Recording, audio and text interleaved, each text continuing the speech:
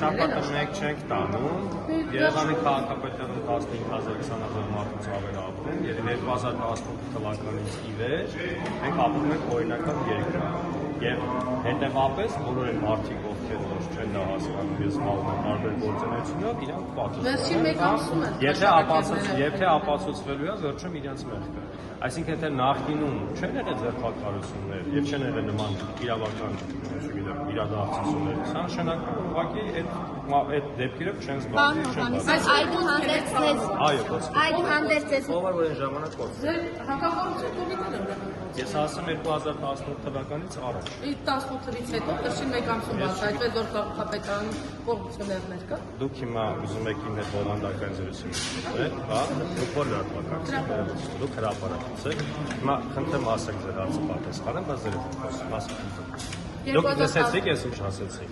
Ասեցի, որ հիմա բացահայտվում են նման դեպքեր եւ ավելացել է, որովհետեւ 2018 թվականից հետո իրավական համակարգը այլ կերպ եւ այլ տրամաբանությամբ ներողություն մի վարքյան։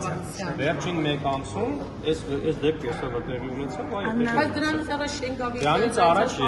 դրանից առաջ էլ է եղել եւ ես էլ եմ ասում Երևանի քաղաքապետարանում լույսից չեն հիշում մարդիկ, Հայաստանի Հանրապետությունից են 15,000-ից 20,000-ից ավել մարդ ունեն բոլոր տեղերում եւ այն մարդիկ, ովքեր որ չեն հասկանում, որ պետք է աշխատել օրենքով եւ թափանցիկ եւ աշխատանքով չզբաղվել, բարբերաբար